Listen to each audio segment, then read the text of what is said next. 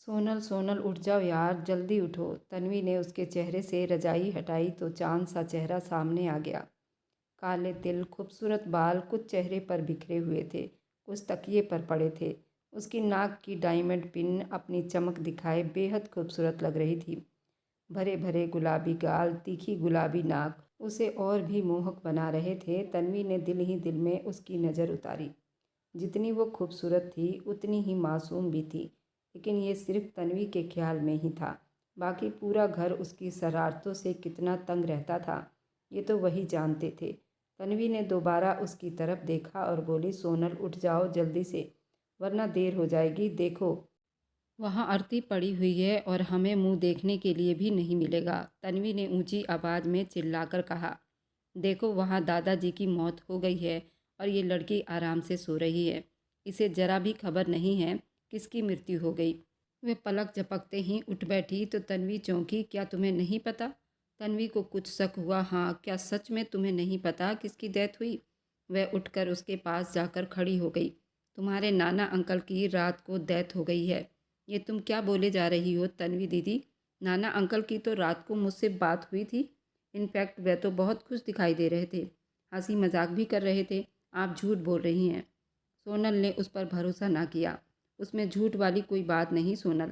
मुझे लगा मम्मी ने रात को तुम्हें बता दिया होगा, लेकिन चलो ठीक है, सब निकल रहे हैं लखनऊ के लिए और दादाजी की डेथ बॉडी भी पहुंच गई होगी। चलो तुम भी रेडी हो जाओ। तन्वी ने रजाई ठीक करते हुए सरसरी अंदाज में बड़बड़ाया, जबकि उसकी ब्लू आंखें भीगती चली गई थी। सोनल को अभी भी विश्वास नहीं हो रहा था कि उसके नाना अंकल की डेथ हो गई है। तन्वी ने उसे गले से लगा लिया। उसी पल देवकी अंदर दाखिल हुई। वह अभी भी बहुत ज़ोरों से रोई जा रही थी। उठ जाओ मैडम, तुम्हारे अंकल बाहर तुम्हारा इंतज़ार कर रहे हैं। देवकी गुस्से में बोली तो सोनल ने अपने आंसू पोंछे। माँ आप गुस्सा मत करो, मैं सोनल को ला रही हूँ, आप चलिए, तन्वी ने गंभीरता से कहा तो वो मुंह बनाती बाहर निकल गई। सोनल, इस वक्त हमें बस वहाँ पहुँचना है और वह हम सब के नाना और दादा थे और उनको आखिरी बार देखना है। तन्वी ने उसे समझाया तो वह अपने आप को काफ़ी हद तक संभाल चुकी थी और फिर कुछ ही देर में वे दिल्ली से लखनऊ पहुँच चुके थे। अपने जनार्दन अंकल के साथ वहाँ रघुवीर हवेली में दाखिल हुई, जहाँ उसके नाना अंकल की सबको रखा गया था और नहलाया धुलाया जा रहा था। आखिरी बार सब लोग उन्हें देख रहे थे। सोनल की आंखें आंसुओं से भीग रही थी, लेकिन वहाँ मौजूद सभी की आंखों में बनावटी आंसू बह रहे थे। सभी लोग राम नाम सत्य है की आवाज़ लगाते हुए आरती को कंधा दे रहे थे। उसका दिल भी उन्हीं के साथ चला गया। अंकल जी, मुझे आपके पास आना है हमेशा के लिए। आ जाओ पुत्र, इसमें इतना सोचने वाली क्या बात है? आप जनार्दन अंकल जी से बात करो ना, वो मुझे आपके पास भेज देंगे। अरे उठो, अब क्या सोचने लगी? उसके अंकल जी ने उसे ख्यालों में खोया देखा तो थोड़ा सा बढ़कर उसे कदमों में उठाकर खड़ा किया। हमें परमिशन दो। बड़े अंकल के घुटनों में दर्द की वजह से वह आरती को नहीं उठा पा रहे थे। उसके अंकल को वापसी की बहुत जल्दी थी, वह भी अंतिम संस्कार में आए हुए थे। अरे क्या बात है जनार्दन, अभी तो आए हो, बच्ची को थोड़ी देर यहाँ रहने दो। बड़े अंकल ने सोनल का चेहरा देखते हुए नरम शब्दों में कहा। उसकी आंखों से फिर से आंसू बहने लगे। वह हमेशा शरारती और नटखट हुआ करती थी, लेकिन इस वक्त अपने नाना अंकल की डेथ की वजह से बिल्कुल चुप हो गई थी। वही तो उसके सब कुछ थे, माँ बाप, बहन भाई और दोस्त। वह अब अपने दिल की बातें किससे करेगी? उन्हें अब चिता पर लिटाया जा चुका था, वह जल चुके थे और अग्नि के हवाले हो चुके थे।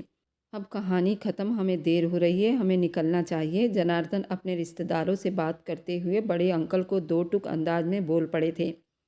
बड़े भाई, मेरा काम ख़त्म हो गया, अब हम दिल्ली के लिए निकल रहे हैं। बच्चों का मन भी नहीं लग रहा। अब यशवर्धन का छोटा भाई भी बोल पड़ा, हमें वापस जाना चाहिए भाई, अभी थोड़ा सब्र रखो, अंदर चलकर बातें करते हैं। मेरी बात को सभी घर वालों को थोड़ा ध्यान से सुनना है। बड़े अंकल ने मौके की नज़ाकत को देखते हुए मेहमानों का ख्याल रखते हुए कहा तो यशवर्धन और उनका छोटा भाई विवेक उनके साथ कमरे में चल पड़े थे। सोनल, तुम भी यहाँ आओ हमारे पास, उसकी बड़ी आंटी ने उसे बुलाया। दो शब्दों में घुली हुई मिठास महसूस करते हुए सोनल धीरे धीरे उनके पास आ गई। रंग रूप तो बहुत प्यारा है तुम्हारा, बिल्कुल अपनी माँ पर गई हो। वह बहुत खूबसूरत होती थी। हे भगवान, उनकी आत्मा को शांति दे, उस बेचारी ने बहुत जुल्म सहे। अपने ससुराल वालों के बड़ी आंटी ने बड़े प्यार से कहा। सोनल को लगा उन्होंने हमदर्दी में बहुत आगे तक की पढ़ाई कर रखी है। चलो छोड़ो, मेरी बात का जवाब दो, कमज़ोर बहुत हो गई हो। उम्र क्या होगी तुम्हारी? आंटी ने उसका खूबसूरत चेहरा देखते हुए मन ही मन में सारा हिसाब किताब लगा लिया। जी मेरी उम्र 21 साल की हो गई है, बिना झिझके बोली। अभी वो शायद पूरी तरह से उस माहौल को जानती भी नहीं थी। वह कभी यहाँ आई ही नहीं थी। उसकी हमेशा बात नाना अंकल जी से फ़ोन पर ही हुआ करती थी। उन्होंने उसे यहाँ आने से सख्ती से मना किया हुआ था, लेकिन अब उनकी डेथ की वजह से उसे यहाँ आना पड़ा था। 21 साल की, लेकिन देखने में तो तुम कम उम्र की लग रही हो, है ना भागवती? साथ बैठी औरत से जांच पड़ताल करते हुए सबसे बड़ी आंटी बोली। तुम्हारी वो आंटी तुम्हारा ख्याल नहीं रखती थी? कितनी कमज़ोर हो तुम। अब की बार वह थोड़ा तीखा सा हंसते हुए बोली। मैं छोटी बच्ची नहीं हूँ कि मेरा ख्याल रखा जाए। मैं अपना ख्याल खुद रख सकती हूँ। अपने कंधे पर सही से दुपट्टा संभालते हुए बड़े ठोस शब्दों में बोली थी। उसकी बात पर वहाँ बैठी सभी औरतें उसे आंखें फाड़ फाड़ कर देखने लगी थीं। सोनल को बहुत उलझन होने लगी। अगर आपके सवाल ख़त्म हो गए हों और आप सबका देखना हो गया हो तो मैं यहाँ से जाऊँ आंटी जी? सोनल ने माथे पर गिरे बालों को संभालते हुए पूछा। वह सुनहरी बालों वाली खूबसूरत सी लड़की अपनी तीखी जुबान से उन सब की बोलती बंद कर गई थी। आपकी ज़ुबान बहुत तीखी है, बिल्कुल अपनी माँ पर गई हो। बड़ी आंटी ने सोनल के जाते ही अपने राय दी। टेढ़ा मुंह करके बोली तो भागवती ने अपने चेहरे को ढक लिया, क्योंकि अभी तो मौत वाला घर था। अब सबके सामने हंसकर अपनी बेइज्जती थोड़ी करवानी थी। कहने को उनके ससुर की मृत्यु हुई थी, लेकिन मोहब्बत और इज्जत कितनी थी ये करीब सभी जानने वाले अच्छे से जानते थे। काफ़ी वक्त बीत गया, उन्हें अग्नि के हवाले करके सारे मर्द वापस भी आ गए थे और अब सबका मुंह बैठक की तरफ था, जहां उनका पोता अर्जेंट में विदेश से घर वापस आया था। हिंदुस्तान की सरजमीन पर कदम रखते ही वह सीधा शमशान घाट पहुंचा था। अब सबके साथ घर वापस लौटा था। उसके रोब और पर्सनैलिटी देखकर सभी दंग रह गए थे। सभी उसके आगे पीछे चल रहे थे, जबकि उसे अपने दादा के यूं अचानक जाने का सदमा हो रहा था। उफ, ये बड़े अंकल वहाँ बैठाकर जनार्दन अंकल को कौन सी कहानी सुना रहे हैं? इतनी देर हो गई, वो बाहर क्यों नहीं आ रहे? सोनल का दिल वहाँ से उचाट हो गया था। यहाँ कोई उसे अच्छा नहीं लग रहा था। सोनल आकर खाना खा लो, एक लड़की ने आकर उसे बुलाया। नहीं, मुझे भूख नहीं। सोनल ने बड़े आराम से मना कर दिया। तुम्हारी मर्जी। वह कंधे उचकाकर वापस चली गई।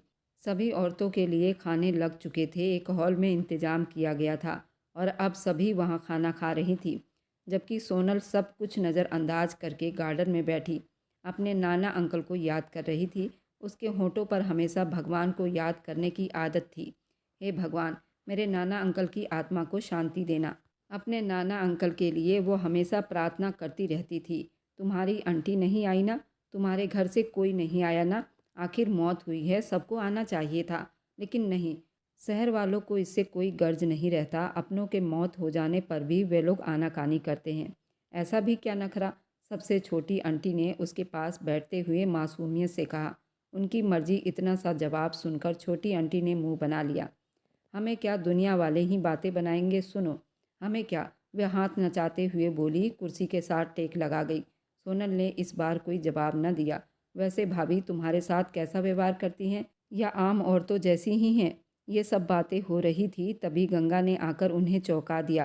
क्या हुआ? गुस्से से बोली। मम्मी, वो कह रही है अंदर आओ। वह उन्हें डांट कर बोलते हुए घूमी।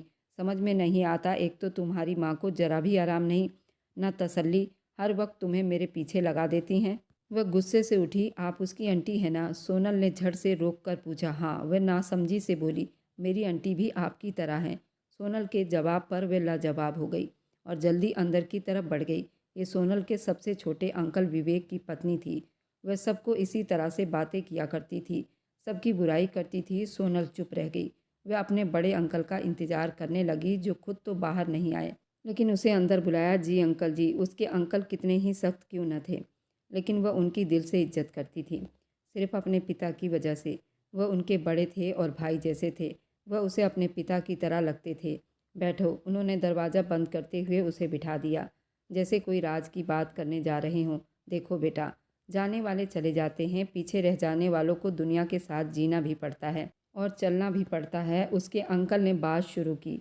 सोनल चुप रही। अब देखो ना, तुम्हारे नाना अंकल इतने बड़े जायदाद के मालिक थे, और ये जायदाद उनकी वारिसों को मिलनी चाहिए। वो बहुत धीमे शब्दों में बोल रहे थे। सॉरी अंकल जी, आपकी बात का मतलब मैं समझ नहीं पाई। वह जो दुख में बैठी थी, अंकल के मुंह से जायदाद की बात सुनकर बुरी तरह से घबरा गई थी। अभी उसके नाना अंकल को अग्नि के हवाले किए कुछ ही समय बीता था और उनकी जायदाद का बंटवारा होने जा रहा था। बेटा, सब समझ आ जाएगा। अभी बस इतना समझ लो कि आपके नाना अंकल एक भूल भुलैया छोड़ गए हैं जिसमें से सबको गुजरना है। मुश्किल है, नामुमकिन नहीं। बड़े अंकल इस बार थोड़ा मुस्कुराए। सोनल को उनकी मुस्कान जहर लगी। उसकी टांगें उसका साथ नहीं दे रही थी। नाना अंकल अभी अभी मरे हैं और इन लोगों को सबको दौलत की और जायदाद की पड़ी है। दिल ही दिल में सोनल ने उन्हें बुरा भला कहा। आज रात आप यहीं इस हवेली में मेहमान रहोगी। कल वकील आएगा तो सारी बात पता चल जाएगी। उनका अंदाज़ा नरम था। वकील? सोनल फिर से हड़बड़ाई। सोनल, अभी के लिए इतना बहुत है। कल तक का इंतज़ार कर लेते हैं, देखते हैं वकील क्या कहता है। अंकल की बात पर वह दिल ही दिल में दर्द लेकर रह गई। उन्हें जवाब नहीं दे सकी थी। आपके रुकने का बंदोबस्त करवा दिया है। मैं नौकरानी से कहकर तुमको तुम्हारे रूम तक पहुंचा देता हूं। बड़े अंकल ने वहीं दीवार पर एक बटन प्रेस किया तो वो बेल बजा। थोड़ी देर में एक नौकरानी वहां पहुंच गई थी। सोनल ये सब देखकर थोड़ी परेशान हुई थी। सोनल ये देखते ही अपसेट भी हुई थी। अंकल व दोनों एक साथ बाहर निकले। देखो सोनल, तुम वहाँ औरतों की मंडली में रहोगी और किसी के साथ ज़्यादा बातचीत घुलने मिलने की ज़रूरत नहीं है। यहाँ कोई ना कोई आलतू फालतू बातें तुम्हारे दिमाग में डालेगा। सबसे बचकर रहना है। यहाँ सुबह होते ही वकील अपनी वसीयत सुनाएगा। हम यहाँ से चले जाएंगे। अंकल उसे बारीकी से समझा रहे थे। वह वहाँ हाँ में सिर हिलाती औरतों की तरफ बढ़ गई। रघुवंशी प्रसाद की 3 औलाद थी और एक बेटी थी। बड़े बेटे का नाम यशवर्धन था, मझले बेटे का नाम जनार्दन और सबसे छोटे बेटे का नाम विक्रम था। यशवर्धन की पत्नी का नाम विमला था। उनकी पहली पत्नी की डेथ हो गई थी। उस औरत से उनका एक बेटा था, पृथ्वीराज, जो हिंदुस्तान से दूर विदेश में ही अपने सगे मामा के पास रहता था। यशवर्धन ने विमला से दूसरी शादी की तो उनकी 2 बेटियां थी, दिया और रिया। जनार्दन की पत्नी यशोदा थी। उनकी 2 बेटियां थी, सौम्या, कृति। विक्रम की पत्नी भागवती थी। उनकी भी 2 बेटियां थी। भगवान ने इस घर में सिर्फ बेटियां ही बेटियां दी हुई थी और लड़कों में सिर्फ पृथ्वीराज ही अकेला था। रघुवंशी की एक ही बेटी थी, सुमायरा। उसने अपनी मर्जी से शादी की थी, जिसकी वजह से उन्होंने उससे नाता तोड़ लिया था और भाइयों ने भी अपना आना जाना बंद कर रखा था। उन्हें अपने पिता की दौलत और नाम पर बहुत घमंड था, जिसकी वजह से वो बहन से दूर रहते थे। सुमायरा तेजस की एक ही बेटी थी। वह भी गोद ली हुई, जो अपने नाना अंकल को बहुत चाहती थी। एक ही झटके में माँ बाप दोनों का साथ छूट गया था। पृथ्वीराज भी कुछ ऐसा ही था। उसकी माँ के मरने के बाद वह भी अपने ननिहाल में रहता था, लेकिन यहाँ का इकलौता वारिस भी था और अपने दादा का चहेता भी। वह भी सिर्फ उनसे फ़ोन पर ही बात किया करता था। हिंदुस्तान आने का एक बार भी नहीं सोचा था। वह तब आता था जब छोटा था, पहले जब उसके दादा जिंदा थे। इस वक्त वो भी जवान हो गया था और खूबसूरत भी, पूरे परिवार में मशहूर भी था। लेकिन वह किसी से भी बात नहीं करता था, यहाँ तक कि अपने पिता से भी नहीं। बस ज़रूरत से ही बात करता। अपनी सौतेली माँ और बहनों से बिल्कुल भी बातचीत नहीं करता था। उसके दादा की सेहत खराब हुई थी। वो बाहर ही था और आज यहाँ पहुँचा था उनकी मृत्यु पर। उसकी खूबसूरती कदकाठी देखकर गांव में अक्सर लड़कियों की नज़र उस पर ही रहती थी। उस पर दिल हार जाती थी, जबकि यहाँ कई लड़कियाँ थीं जो उस पर नज़र लगाए हुए थी। वह उनकी किसी भी बेटियों में से अपना जीवन साथी बना ले। भगवान के आगे किसी की नहीं चलती। इंसान तो बहुत कुछ सोच समझ कर रखता है, लेकिन होता वही है जो भगवान ने सोच रखा होता है। आपको ऐसा क्यों लगता है कि मुझे जायदाद में इंटरेस्ट है? पृथ्वीराज आधी रात को यशवर्धन के कमरे में बैठा उनसे बहस कर रहा था। बेटा, बात को समझो। अगर वसीयत कल नहीं खुली तो बहुत बड़ा लफड़ा हो जाएगा। आप किस तरह की बात कर रहे हैं? पृथ्वीराज ने उनकी तरफ देखकर कहा, यार, आप बात को समझ क्यों नहीं रहे हैं? आपके दादा ने बहुत अजीब सी वसीयत बनाई है। करोड़ों अरबों की ज़मीन है, बैंक बैलेंस है, सब कुछ हाथ से निकल जाएगा। और ये सब हमारा पुश्तैनी ख़ानदानी ज़मीन है। हमारे सिवा इसका वारिस कोई और नहीं है। सबके पास लड़कियां हैं और वो ब्याह कर अपने ससुराल चली जाएंगी। तुम्हारा दादा ने सब लड़कियों के नाम का ज़मीन उन्हें पहले ही सौंप दिया है। अब जो ये नस्ल आगे चलाएगा उसका ये सब कुछ हो जाएगा। मैं क्या करूं? मुझे क्यों रोक रहे हैं? पृथ्वीराज अपनी जगह से उठते हुए लापरवाही से बोला। क्योंकि वकील ने साफ कहा है कि वसीयत के वक्त आपका वहाँ मौजूद होना ज़रूरी है, वरना वसीयत नहीं खुलेगी और सब कुछ एक हफ्ते के अंदर ट्रस्ट में चला जाएगा। उनकी बात पर पृथ्वीराज ने गहरी सांस भरी। कब तक आएगा आपका वकील? कल मुझे वापस भी जाना है, मेरा पूरा बिजनेस रुका हुआ है। पृथ्वीराज गुस्से भरे शब्दों में बोला। कल दिन के वक्त आएगा। यशवर्धन खुश हो गए। हाँ, वह सिर हिलाकर बाहर निकलता चला गया। एन उसी वक्त वह किसी बेहद खूबसूरत जिस्म से टकरा गया। उसके हाथ में शायद पानी का जग था जो उसके हाथ से डगमगा गया, लेकिन पकड़ मजबूत रही। पानी आधा बाहर गिर गया, टकराने वाले पर भी पड़ गया। वह टक्कर खाकर पीछे गिरने लगी। एक हाथ से सामने वाले का कंधा दबोचकर पृथ्वीराज ने भी उसे कमर से थाम लिया और गिरने से बचा लिया। ज़्यादातर पानी उल्टा सोनल के चेहरे पर ही गिर चुका था और सुनहरी आंखों वाली लड़की धड़कते दिल के साथ हवा में ही लटकी रही। पृथ्वीराज ने उसे दोनों हाथों से थाम रखा था। अगर वह उसे छोड़ देता तो वह सीधी जमीन पर गिर जाती। भागवती मुंह में उंगली डाले ये मंजर देखती रह गई। सोनल ने धीरे से आंखें खोली। अपने सामने मजबूत जिस्म को देखकर उसके हैरानी के पहाड़ टूट पड़े थे। एक हाथ में जग, दूसरा उसके कंधे को दबोचे हुए था। छोड़ो मुझे, वह अपनी हालत देखकर दांत पीसते हुए बोली। उसकी बात सुनते ही वह जो उसके रंग रूप का शौकीन था फौरन होश में आया। देख लो, छोड़ा तो सीधा जमीन पर गिर जाओगी। एक आईब्रो चढ़ाते हुए पृथ्वीराज ने उसे डराया। प्लीज। अब की बार वह नीचे वाला होंठ बाहर निकालने लगी। पृथ्वीराज ने एक झटके से उसे अपनी तरफ खींच लिया। वह सीधा उसके सीने से जा लगी। सोनल का दिल धक से रह गया। झटके से वह उससे दूर हुई। ये क्या बदतमीजी है? अपने कपड़ों को झिझकते हुए दुपट्टा अपने सीने पर डालने लगी। यही सवाल मेरी तरफ से है। बंदा जब किसी के घर आता है तो थोड़ा सावधान आराम से चलता है। आधी रात को जिन भूतों की तरह इधर उधर चक्कर नहीं लगाता। पृथ्वीराज ने उसकी अच्छी खासी तबीयत की धज्जियां उड़ा दी। ये जिन भूतों का घर है, मैं तो इंसानों का घर समझकर यहाँ आई थी। मुझे नहीं पता था नाना अंकल जी ने जिन भूत भी पाल रखे हैं। सोनल ने उसके मुड़ने पर उसे करारा सा जवाब देकर लाजवाब कर दिया। पृथ्वीराज ने मुंह मोड़कर उसे घूरा। उसके माथे पर बल पड़ गए, जबकि वह एक झटके से मुंह बनाकर वहां से चली गई। पृथ्वीराज झुंझलाता हुआ अंदर बढ़ गया। यहाँ क्या बात हुई? वसीयत से पहले खत कैसा? वकील अंकल की बात पर यशवर्धन के माथे पर बल पड़ गए। ये वसीयत से पहले का खत है, जो रघुवंशी प्रसाद के हिसाब से ही पढ़ा जाएगा। अगर आप परमिशन दे तो मैं इसे पढ़ लूँ? अपना चश्मा ठीक करते हुए उसने पूछा। उस वक्त कमरे में तीनों भाई वहां मौजूद थे और उनका इकलौता बेटा पृथ्वीराज और सोनल थे। बाकी किसी को यहाँ आने की परमिशन भी नहीं थी। पृथ्वीराज, तुम्हारा यहाँ होना बहुत ज़रूरी था। वह उनकी अंतिम शव को गंगा जी में बहाने गया हुआ था और पंडित जी से बात कर रहा था। वह अपने दादा की आत्मा की शांति के लिए पूजा में बैठा था। वहाँ से अभी लौटा भी नहीं था।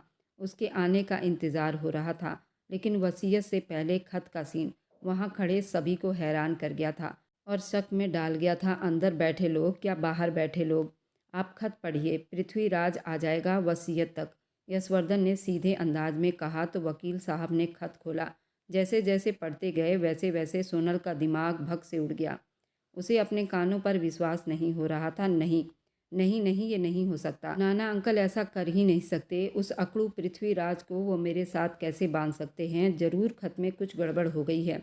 वकील अंकल, जरा ध्यान से पढ़ना, सोनल ने वकील साहब से कहा। उसी पल पृथ्वीराज भी अपने सूट बूट में उस रूम में दाखिल हुआ था। सोनल ने दांत कटकटाते हुए, जैसे दांतों में उस लंबे लंगूर की गर्दन हो, ढेरों नाम पृथ्वीराज को दे चुकी थी और आज उन नामों में और बढ़ोतरी होती जा रही थी। नाना अंकल के वसीयत के हिसाब से आप दोनों को शादी भी करनी होगी 1 हफ्ते के अंदर अंदर, वरना किसी एक को भी मना करने की हालत में आप दोनों को उनकी जायदाद में से फूटी कौड़ी भी नहीं मिलेगी और ना ही आपके रिश्तेदारों में से किसी और को कुछ मिलेगा।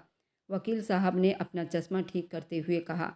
बल्कि सारी जायदाद वो मेरे नाम ट्रांसफ़र हो जाएगी। इस बात पर सोनल ने वकील को घूर कर देखा था। पृथ्वीराज की भी हालत उस वक्त सोनल से अलग नहीं थी। एक तो वो अर्जेंट अपने प्राइवेट कंपनियों को वर्करों के हवाले कराया था और सामने बैठी लड़की अब उसके गले में डाल दिया गया था। मेरी तरफ से सारी जायदाद आप तोहफे में रख लो। पृथ्वीराज ने ऐसा कहते हुए अपने चश्मे को ठीक किया और आंखों में आग लिए कदम बढ़ा गया। लफंडर कहीं का! सोनल ने शब्द सुनते ही वह ठिठक गया और मुंह मोड़कर उस छटांग भर की लड़की को देखा जो बड़ी मुश्किल से उसके सीने तक आ रही थी। वकील साहब, आप जाइए, आपसे कल बात होगी। यशवर्धन दोनों को लड़ता झगड़ता देख वकील साहब से बोले। वे अजीब से अंदाज में मुस्कुराते हुए बाहर निकल गए, जबकि वे चारों गहरी सोच में पड़ गए।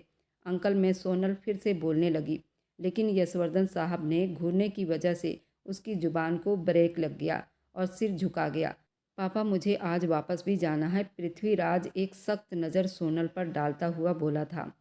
बेटा, तुम मेरे साथ चलो, कुछ काम है तुमसे, यशवर्धन ने गंभीरता से कहा। तो पृथ्वीराज उनकी बात सुनते हुए बाहर निकल गया। उनके दादा ने तो उसे अच्छा खासा फंसा दिया था। मेरा ख्याल है इस बारे में ठंडे दिमाग से सोचना चाहिए, वरना सारी जायदाद हाथ से निकल जाएगी। यशवर्धन साहब के कान में धीरे से बात करते हुए वह एक नज़र सोनल को देखती बाहर निकल गई। जायदाद का लालच तो उसके दिल में समाया ही था, लेकिन अपनी पत्नी से राय लिए बिना वह एक कदम भी नहीं उठा सकते थे। चलो चले, काफ़ी देर हो गई, उन्होंने सोनल को कहते हुए बाहर की तरफ कदम बढ़ा दिए थे, जबकि वह उनके चेहरे से कुछ भी अंदाज़ा नहीं लगा सकी कि उनकी क्या राय है, और फिर चुपचाप वापस लौट आई। वह दिन यूं ही बीत गया। यशवर्धन साहब और उनके भाइयों ने फ़ोन पर लंबी बातें की और अंदर ही अंदर खिचड़ी पकती रही, जिससे सोनल फिलहाल बिल्कुल अनजान थी। फिर क्या सोचा आपके भाइयों ने? यशवर्धन की पत्नी ने खाना उनके सामने रखते हुए राजदारी से पूछा। बात हुई मेरे भाइयों से, वह इस रिश्ते के हक में हैं और वे भी चाहते हैं कि सोनल और पृथ्वी की शादी हो जाए। आप मुझे ये बताइए, अपनी गोद ली हुई बेटी तान्या भी उनसे बड़ी है, उसका पहला अधिकार है। यशवर्धन ने बात रखी। ऐसी पागलों जैसी बातें क्यों कर रही हो? उस खत में साफ साफ लिखा है कि उनकी लड़की यानी उनकी बेटी की मुँह बोली लड़की सोनल है, ईशा नहीं। यशवर्धन साहब ने उन्हें घूर कर कहा। अब ये भी खूब कही आपने। उनकी पत्नी भी बहुत गुस्सा हुई थी। उस लड़की को भी मुझे झेलना पड़ेगा। उनकी बीवी बुरा मान गई। यशवर्धन की बात साफ थी, वे चाहते थे कि कल ही उन दोनों की शादी हो जाए, इसलिए मैंने भी हाँ कर दी। अरे, ये सब इतना जल्दी कैसे हो गया? एक बात बताइए, शादी के बाद तो सोनल की विदाई हो जाएगी, वहाँ उसके साथ क्या होता है क्या नहीं, हमें क्या पता चलेगा? और अगर उसने सोनल से किसी पेपर पर साइन करवाकर सारी जायदाद अपने नाम करवा ली तो? उनकी पत्नी की बात पर जनार्दन गहरा मुस्कराए। ऐसा नहीं होगा, सोनल की अच्छी खासी ब्रेन वॉश करके भेजूंगा, ये सब मेरे सामने ही खुलेगा। मेरी मौजूदगी में वही वकील आएंगे और तय होगा कि असल वारिस कौन है। वैसे भी मुझे लगता है सोनल के नाना अंकल ने उसके लिए काफ़ी अच्छा कुछ सोच रखा है। ज़रूर अच्छी खासी जायदाद मिलेगी उसे, बस ये शादी हो जाए, फिर हम भी करोड़पति बन जाएंगे। इधर जनार्दन साहब का भी यही हाल था, क्योंकि वो पैसों के लालच में तो ही जनार्दन इस अनाथ बच्ची को बड़े प्यार से पाल रहे थे। उनको पहले से ही पता था उस लड़की के नाम करोड़ों की जायदाद होगी। सारे भाई लालच में पड़े हुए थे। यशवर्धन साहब खुशी से बोले, हे भगवान, जैसा सोच रहे हैं वैसा ही हो। उनकी पत्नी भी उतनी ही खुश थी। ये बात तय होती। उन्होंने ठान लिया कि शादी के बाद वह लखनऊ से अपने घर लौट आएंगे। ये सारे लोग अपने ऊपर कंट्रोल करके बैठे रहे, किसको क्या मिलता है ये तो वकील साहब के वसीयत खुलने पर ही पता चलेगा। अभी तो खत में सिर्फ शादी की बात हुई है, आगे न जाने और क्या क्या होगा। यशवर्धन साहब बहुत परेशान थे, क्योंकि उनका बेटा शादी करने से मना कर रहा था। ये तो वही जानता था, बल्कि यशवर्धन ने उसे किस तरह शादी के लिए राजी किया ये तो यशवर्धन या उनका भगवान ही जानता था। दूसरी तरफ सोनल को उसके अंकल ने साफ शब्दों में अपना फैसला सुना दिया और साथ में ये भी समझा दिया कि उसे इस शादी को किस तरह निभाना है। वह अपने अंकल के सामने मजबूर हो गई। दौलत के लालच ने उनके अंकल की समझबूझ को ख़त्म कर दिया था। शादी बहुत खामोशी से और सादगी से हुई। रघुवंशी की मृत्यु को अभी 4 दिन हुए थे, इसलिए ना कोई शोर शराबा ना कोई हंगामा। विदाई भी उतनी ही सादगी से की जा रही थी। सोनल का दिल नहीं चाह रहा था कि किसी से गले लगकर रोए। उसे अपने अंकल की इस बात से बहुत दुख हुआ। उन्होंने उस दौलत के लालच में पृथ्वीराज जैसे लफंडर के साथ बांध दिया था, लेकिन अब उसकी किस्मत में यही था। उसने किस्मत का लिखा समझकर सब कुछ स्वीकार कर लिया। तभी अंकल की अगली बात ने उसके पैरों तले से ज़मीन खिसका दी। सोनल, मेरी बात कान खोलकर सुन लो। इस शादी को आगे बढ़ाने की कोई ज़रूरत नहीं है। मेरी बात तुम्हारे बड़े अंकल से हो गई है। ना वह इस शादी को आगे बढ़ाएंगे ना हम। ये शादी सिर्फ तुम्हारे नाना अंकल की वसीयत की शर्त पूरी करने के लिए हुई है, इसलिए इस शादी को दिल से लगाने की ज़रूरत नहीं। ये छोटा सा रस्म है, बस उसे निभाना। इसमें असली कुछ भी नहीं है, क्योंकि जिस तरह चुपके से ये शादी हुई है उसी तरह चुपचाप ये ख़त्म भी हो जाएगी। उनकी बात सुनकर वे अंदर तक टूट गई, आंखें मिच गई। मतलब ये सब एक खेल खेल रहे थे, एक चाल चल रहे थे वसीयत खुलवाने के लिए। ये शादी हुई थी और उसके बाद ये रिश्ता ख़त्म हो जाना था, यानी पृथ्वीराज उसे तलाक दे देगा। सोनल का दम घुटने लगा, उसका मन कहीं दूर भाग जाने का कर रहा था। दुनिया कितनी मतलबी है, आज उसे इसका एहसास हुआ। विदाई के वक्त उन सब भाइयों ने आपस में कानाफूसी कर खुशी इजहार की और एक दूसरे को गले लगाकर मुस्कुराते रहे। आप लोग आइए, मैं गाड़ी में वेट कर रहा हूँ, पृथ्वी ने घड़ी देखते हुए कहा और बाहर निकल गया। बाकी लोग भी सोनल को लेकर बाहर आए। सोनल तन्वी के गले लगते हुए अपने आंसू रोक नहीं पाई थी। वही तो उसकी अपनी थी, उसकी करीबी दोस्त, जिसका साथ आज छूट रहा था। उसे पृथ्वी की गाड़ी में बिठा दिया गया, जिसे वह खुद ड्राइव कर रहा था। बाकी लोग भी अपनी अपनी गाड़ियों में बैठ गए। वह पीले रंग की हल्की सिफोन की साड़ी में थी, न ज़्यादा मेकअप न बनावट। गहनों के साथ चेहरों की सादगी झलक रही थी और ख़ानदानी शॉल ओढ़े वह बेहद खूबसूरत लग रही थी।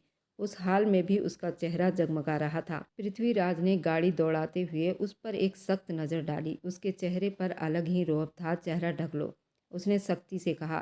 सोनल को लगा उसने कुछ गलत सुना है। वह हैरानी से उसे देखने लगी। सुना नहीं, क्या बकवास की है मैंने? वह भड़क उठा। बात करोगे तो सुनूंगी ना, बकवास कौन सुनता है? सोनल ने मुंह टेढ़ा करके नाक से मक्खी उड़ाने वाले अंदाज में कहा, तुम ऐसे नहीं सुनोगी। पृथ्वीराज ने गाड़ी एक तरफ रोकी और उसके तरफ मुड़ा। सोनल का दिल धक से रह गया। उसने शॉल से चेहरा ढक लिया।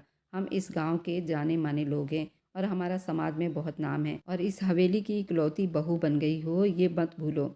अपनी इज्जत को यूं किसी को दिखाया नहीं जाता। इस बात का ध्यान रखना, तुम्हारा चेहरा आज के बाद कोई दूसरा ना देखे। रोब दबदबे में कहकर उसने फिर से गाड़ी स्टार्ट कर दी। रियली? लेकिन इस रिश्ते का टाइम लिमिट बहुत कम है। तब तक सोनल अपना चेहरा सब आदमियों से छुपा लेगी और जब ये लिमिट ख़त्म हो जाएगी तब सोनल फिर से आज़ाद हो जाएगी। उसने एक एक शब्द पर जोर देते हुए कहा। उसकी बात पर पृथ्वीराज ने होंठ भींच लिए और समझ गया वह क्या कहना चाह रही है, लेकिन फ़िलहाल उसने चुप रहना ही बेहतर समझा। उस वक्त गाड़ी में किसी भी तरह की बहस वह बिल्कुल नहीं चाहता था, बल्कि ये भी नहीं चाहता था कि उसकी दुल्हन को कोई देखे। इसलिए उसने रास्ते में ही ड्राइवर को गाड़ी से नीचे उतार दिया और खुद ड्राइविंग सीट पर आ गया। पृथ्वीराज ने इस शादी के लिए सिर्फ अपने पिता के सामने हामी भरी थी।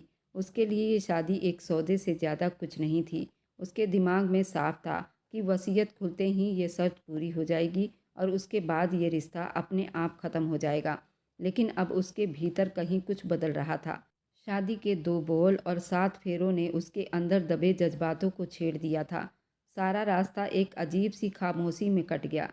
बाहर शाम के साए गहरे होते जा रहे थे और गाड़ी हवेली के बड़े गेट से फटाक से अंदर दाखिल हो चुकी थी। सोनल जो दिल जलाकर सीट पर टिके टिके लेटने वाले अंदाज में बैठी थी, कब आंख लग गई उसे खुद भी पता नहीं चला। गाड़ी रुकते ही पृथ्वीराज ने उसके तरफ देखा। नींद में उसका चेहरा और भी मासूम लग रहा था। उसे जगाने के बजाय वह खुद गाड़ी से उतर गया। क्या हुआ बेटा? सोनल को गाड़ी से क्यों नहीं उतारा? यशवर्धन पूरा परिवार अपनी अपनी गाड़ियों से उतरकर इकट्ठे हो चुके थे। आप लोग चलिए, मैं उसे लेकर आता हूँ, पृथ्वीराज ने कमर पर हाथ रखते हुए कहा। तो सब लोग अंदर की तरफ बढ़ गए। सबके जाने के बाद पृथ्वीराज ने गाड़ी का दरवाज़ा खोला, बड़े तरीके से सोनल का घूंघट ठीक किया और उसे अपनी बाहों में उठा लिया। वह उसे लिए हवेली के अंदर बढ़ गया। आंगन में खड़े सभी लोगों की नज़रें उस पर टिकी रह गई। वह किसी को देखे बिना सीधे अपने कमरे में चला गया।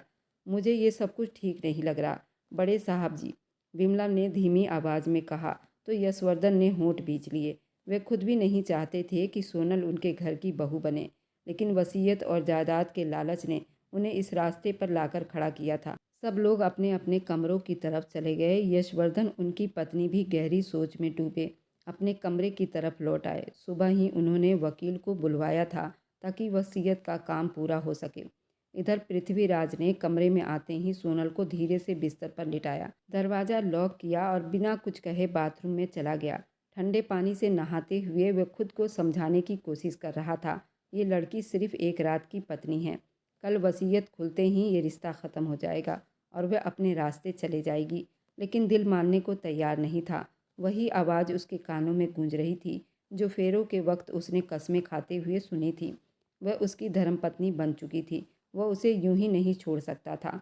पानी चेहरे पर डालते हुए उसने अपनी आंखें मूंद ली और गहरी सांस भरते हुए खुद से कहा कि वह रघुवंशी परिवार का वारिस है, अपनी इज्जत से समझौता नहीं कर सकता। और अब उसने एक फैसला लिया है। बाहर इसी बीच सोनल ने करवट बदली, आंखें खोली और अंगड़ाई लेते हुए वह बिस्तर से नीचे उतरी। उसकी नज़र सामने पड़ी तो वह ठिठक गई। पृथ्वीराज तौलिया लपेटे बाथरूम से बाहर आ रहा था और बाल सूखा कर रहा था। उसकी मजबूत कदकाठी देखकर सोनल की सांसें अटक गई, गले में कुछ उभर कर रह गया और वह एकटक उसे देखती रह गई। उसके इस तरह देखने पर पृथ्वीराज के होठों पर हल्की सी मुस्कान आ गई।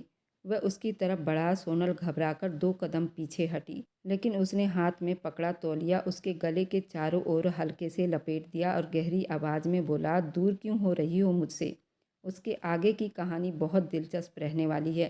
क्या सोनल और पृथ्वीराज के बीच में प्यार पैदा हो पाएगा या नहीं, या फिर वह सबके सामने अपने रिश्ते को स्वीकार करेंगे और एक दूसरे से टूटकर मोहब्बत करेंगे, और क्या सभी परिवार वाले इस बात से सहमत हो पाएंगे या नहीं। इस कहानी पर बने रहें, क्योंकि ये कहानी बहुत दिलचस्प रहने वाली है और रोमांटिक से भरी हुई। इस कहानी को मिस ना करें, इसके आगे की कहानी और भी ज़्यादा दिलचस्प मोड़ लेने वाली है। क्या सोनल और पृथ्वीराज के बीच धीरे से प्यार पनप पाएगा या रिश्ता सिर्फ एक समझौता बनकर रह जाएगा? क्या वे सबके सामने अपने रिश्ते को खुलकर स्वीकार कर पाएंगे और एक दूसरे से टूटकर मोहब्बत करेंगे, या फिर हालत उन्हें अलग राहों पर ले जाएंगे? और सबसे बड़ा सवाल, क्या दोनों के परिवार इस रिश्ते को दिल से अपनाने के लिए तैयार होंगे, या फिर साजिश और लालच इनके प्यार की राह में दीवार बनकर खड़े होंगे? इन सभी सवालों के जवाब छुपे हैं इस कहानी के आने वाले अध्यायों में, जो रोमांस, भावनाओं, उतार चढ़ाव से भरपूर होने वाले हैं। बने रहिए इस कहानी के साथ, क्योंकि आगे जो आने वाला है वह आपको अंत तक बांधे रखेगा। और हाँ, इस दिल छू लेने वाली रोमांटिक कहानी को मिस ना करना। और मेरी वीडियो आप लोग जहाँ कहीं से भी देखते हैं, कमेंट में अपने शहर और राज्य का नाम ज़रूर बताइए। मुझे आप लोगों के कमेंट पढ़ने में बहुत आनंद आता है और उन सभी का मैं बहुत बहुत धन्यवाद करना चाहती हूँ, जो लोग मेरी वीडियो को देखते हैं, लाइक करते हैं और शेयर करते हैं। अगर आपको आज की कहानी पसंद आई है तो मेरी वीडियो को ज़रूर लाइक कीजिएगा और अपने दोस्तों के साथ शेयर भी कीजिएगा। और हाँ, अगर आपने अभी तक हमारे चैनल को सब्सक्राइब नहीं किया है तो ज़रूर सब्सक्राइब कर लें। मिलते हैं हम अपनी कल की एक और नई दिलचस्प कहानी के साथ। मुझ पर सदा अपना प्यार और स्नेह बनाए रखें। सभी को मेरा प्यार भरा नमस्कार दोस्तों। खुश रहें, स्वस्थ रहें, मस्त रहें।